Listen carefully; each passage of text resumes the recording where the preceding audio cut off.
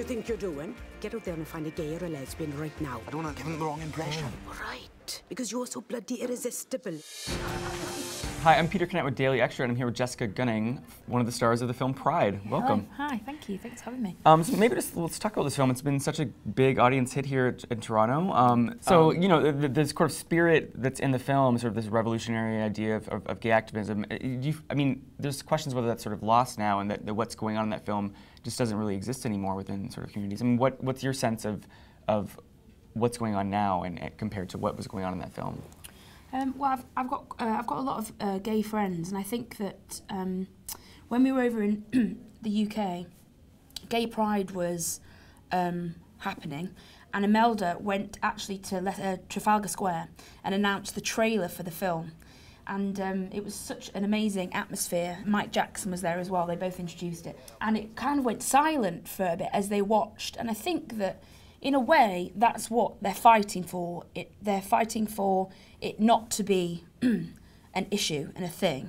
But I think also what's important with any minority or group that have people in their past fight for a cause is that you remember that. And I think that this film, hopefully, for the gay community, will show them that the struggle that people went through in order for them now not to have to fight, which is one of those kind of quite moving moments, I think. When you're in a battle against an enemy so much bigger, so much stronger than you, to find out you had a friend you never knew existed, well, that's the best feeling in the world. You lesbian, are you, love? That's right. We're just off to Swansea now for a massive layers off. What can people learn from this story? Well, I think sadly some of the issues discussed and shown in the film are still relevant now.